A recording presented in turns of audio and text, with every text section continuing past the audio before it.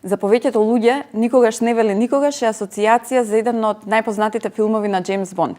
Меѓутоа, за поновата генерација, особено оние што слушаат македонска музика, Никогаш не вели никогаш е асоцијација за победничката на годинашниот Макфест, Антонија Гиговска, и за незината нова песна. Антонија, здраво! Здраво, како си? Супер, добре ни дојде. Се надевам дека се чувствуваш убаво во нашето студио. Преубаво, јас уште кога дојдов и кога влегов во студиото си реков, вау, многу ви убаво, така што се надам има и убава атмосфера и ќе си имаме убав муабет. Помина 10 дена од победата на Макфест. Така. Дали успеа да ги средиш малку впечатоците? Па, јас, да ти кажам, се уште се опоравувам на некој начин, затоа што не ме умори толку Макфест, колку што ме умори овој, да кажам, месец, октомври, затоа што ми беше така доста напорен, со многу ангажмани, многу емисии, еве после Макфест, не знам кој е поред интервју ми ова, така што за мене тоа е многу убаво чувство и ми годи. А и чувството после победата на Макфест исто така ми годи и се осеќам многу убаво, така што уморот го тргам на страна и пробувам да се фокусирам сега и на понатамошната кариера. Искрено, дали очекуваше дека ќе победиш? Па да бидам искрена, не, затоа што знаеш дека секогаш сум искрена и не очекував затоа што имаше преубави песни.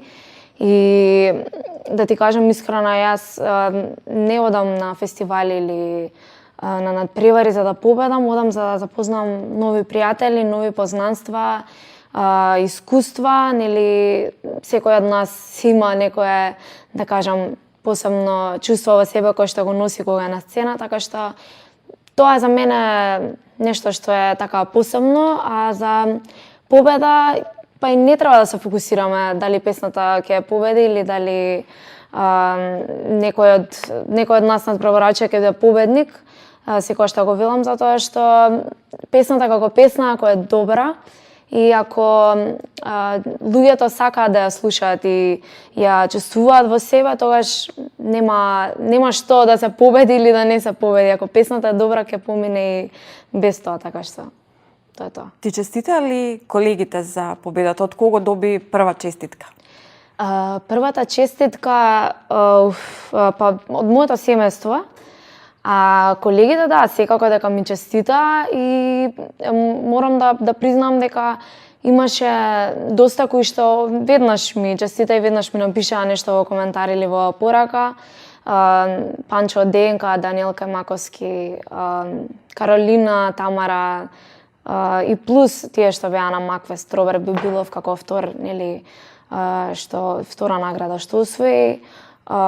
Исто така и помладите кои што се тука, нели, Мина, Барбара, Сара, братучетка ми, која што ето и таа беше. Така што имам доста честитки и зошто да не, се дружиме сите и тоа е тоа. Скоро 3 години си на музичката сцена, период во кој што соработуваше со неколку композитори. Меѓутоа, мора да те прашам, чии песни ти лежат повеќе? Оние што ги правеше на почетокот со Кира Костов или еве овие поновите со Лазар Цветковски? Па, не знам. Различен е типот на песните? Различно е и за нас и погледниме се многу поразлични, затоа што не знам, тоа е Макфест, нели, потсетува на евергрини кои што биле еве Когата нема, Хелина Благне. Тоа ако не се лажам, исто така дело на Кира Костов. Да.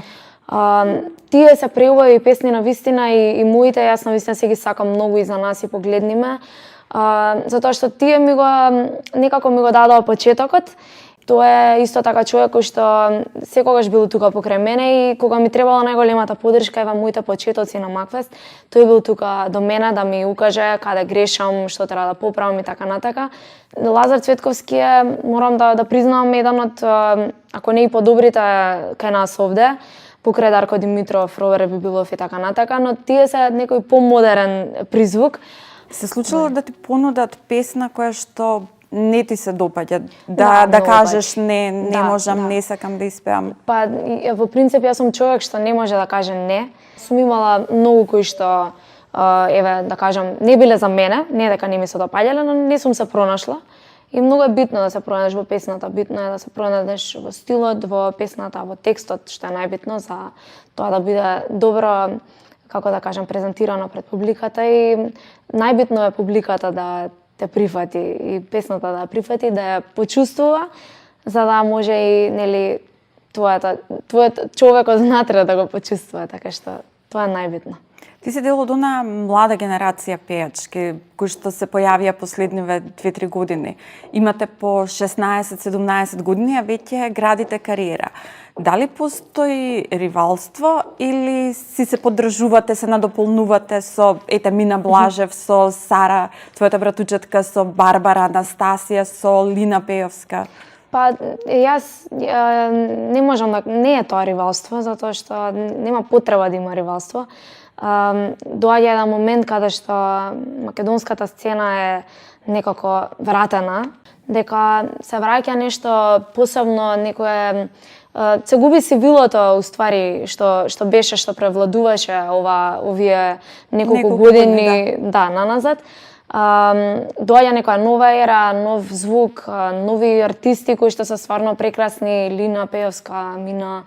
Значи сите се тие пејачи кои што си имаат некоја своја харизма во себе и некоја, така да кажам, и желба и мотив за понатака и за да се борат нели на сценава. За тебе велат дека во музиката се снаоѓаш како што рибата се снаоѓа во вода, дека си буквално во природна средина кога си на сцена.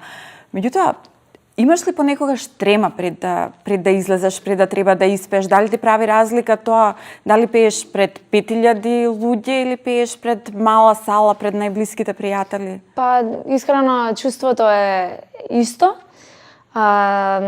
Како што кажав, музиката онака што треба да ја почувствуваш во себе и луѓето ќе прифатат без разлика дали тоа биле 5000 или двајца во салата, ако тие да прифатат како што треба и се тука да те поддржат, тогаш нема врска дали се 5000 или 5 луѓе во салата. Така што за трема, мислам дека сум оперирана више.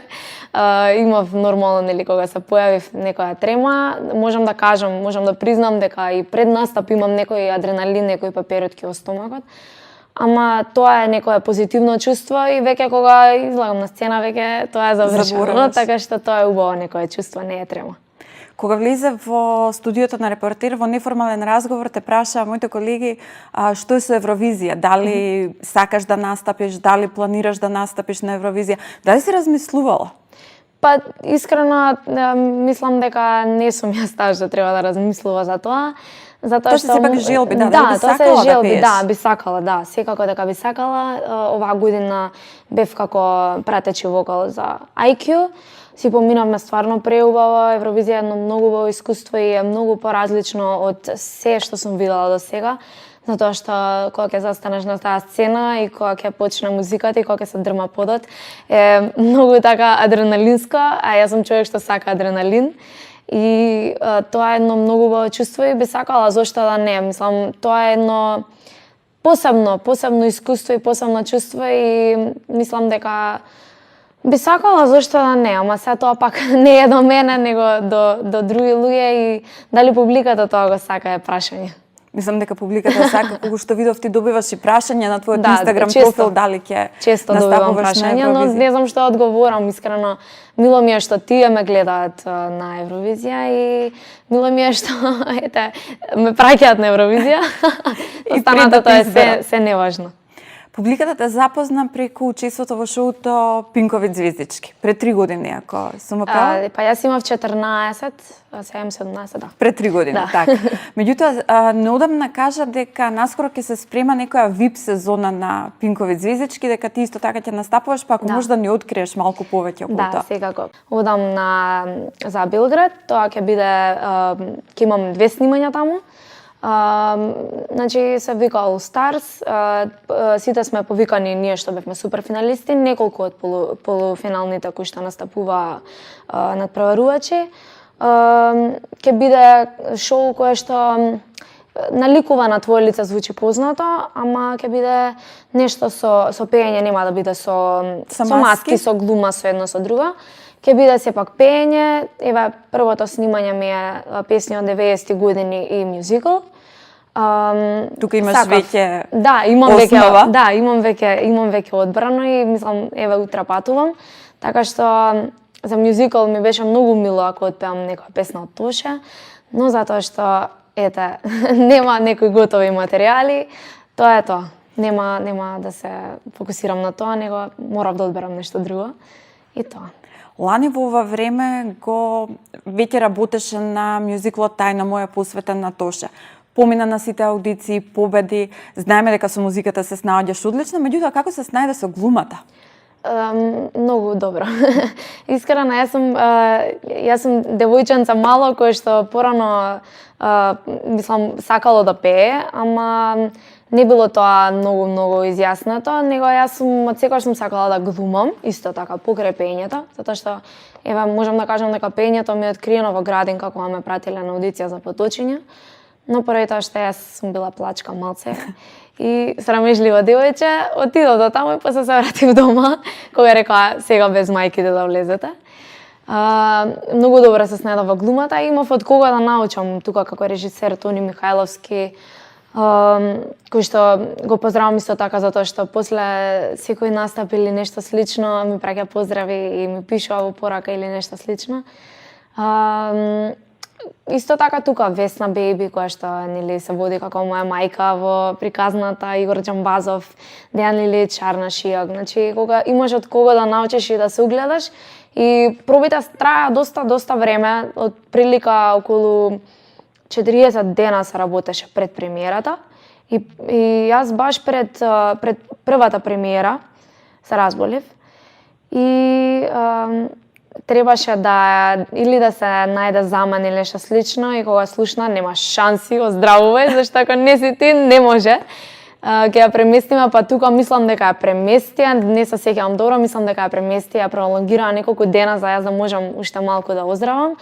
Тоа беше стварно преубаво искуство и мило ми е што беше баш поради Тоше, затоа што тоа е мој идол и моја воделка во животот.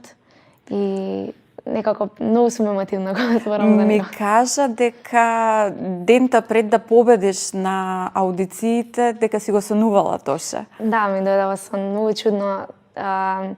До сега сум зборала еднаш или два пати за ова, затоа што не сум имала на кого да кажам. Чудно стварно, затоа што баш пред да победам, тој ми се појави на сон.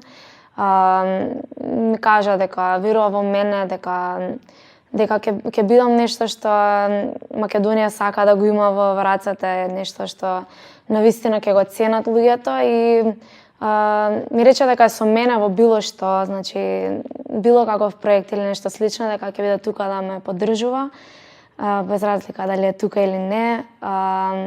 Ми рече исто така дека сака да ме запознае со сестра му, не знам од кои причини, јас пробав да стапам во контакт со Дора, со сестра му. Ми врати секако на параката, си направивме некој муавет и баш додека траеше мюзиклот, нели како што кажа Весна Бејби ми беше мајка во приказнава. И седавме на маса, имавме доста слободно време дека траја пробите. Си направивме некој муавет, кога и кажав дека сум ја отпеала икона моја на кастинг талент шоу. Некако и дојде некој убаво чувство за тоа што ми откри нешто што никој можеби не го знае, дека икона моја е песна на Тоша која што тој сакал да ја чува само за себе и поради тоа не ја пеел многу на концерти. И ми вика како баш таа ја одбра, можеби има некој знак или така натака, не знам, не се сеќавам баш добро на зборовите. И од тогаш таа песна ми е некако за срце и имам некоја посебна емоција додека ја пеам. И тие се некои... Ние не ги тераме гостите во студиото да ни пеат често, всушност никогаш не сме натерале гостин да не запее, ама ќе ни отпееш ли нешто од Тоше? Да, може секако, можам икона моја да отпеам. Икона моја, за душа рај ми беше само ти, но небото те скри. О, колку боли, но казна Божја ти си мило мое, казна моја си. Јас мислам дека ќе те викаме секоја недела да ни гостуваш Може, во студиото и да ни пееш. Може, одлично. Дали си заљубена? А те пресакам со прашањето. Од одмah кажеш, ми напари. Да бидам искрена, во јавност не зборам за мојот приватен живот. Тоа си го чувам малце за себе и сметам дека приватниот живот треба да е нешто што човек го има само за себе и не се експонирам многу со тоа, така што не би сакала да зборам. Ајде сега јас ќе им кажам, ти не сакаш да зборуваш, јас ќе кажам дека си 2,5 години во врска, 2,5 години во врска и на почетокот на врската, значи бидејќи те следев на Инстаграм, ти многу често објавуваше фотографии и видеа со своето момче. Точно. Сега веќе ги нема.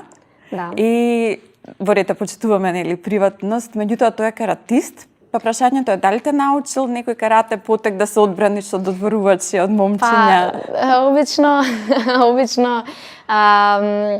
тој ме брани на некој начин. Се степал некогаш за тебе? Не, до сега не се степал, не е таков лик. Имаш ли поддршка на училиште? Ти си се уште во средно и колкава е поддршката од професорите? Дали ти прогледуваат низ прсти ако закаснеш на часови, ако не си спремна да одговараш? Па да, често и имам секакви коментари од типот они ти попуштаат, они вака, они така. До негде и се во право, но мислам дека кога стигнам да наоѓам време за тоа и да се фокусирам каде додам, тоа сигурно трае околу неколку дена. И сега проблем е ако во таа недела баш има многу испрашувања или тестови, па ми оставаат некој одреден период да се спремам, затоа што е веќе 4-та година, малце е по-захтеван материјалот, ама мислам дека, тоест не мислам, него сигурна сум дека тие ме поддржуваат исто така и дека ми прогледуваат низ прсти на вистина. И немам проблем со тоа, така што мислам дека кога седнам да научам и кога се решам, тоаш учам. Така што тоа е. Антонија, фала што дојде, што одвои време и во овој период со многу работа, со многу обврски и се надевам дека ќе имаш многу голем успех во новото шоу на Пинковиќ Звездички. Евровизија дека ќе ти се исполни како желба и дека ќе не дојдеш пак во студио да не запееш ако ништо друго. Може, повелете и друг пат и многу го се осеќав, многу ми беше пријатно и ме фати некоја емотивна душа у себе ми излезе. И кога сум во друштво како што си ти, нели, како личност, ми е многу убаво после тоа кога излезам од студија и си викам ешо во мовеци направив. Фала ти многу.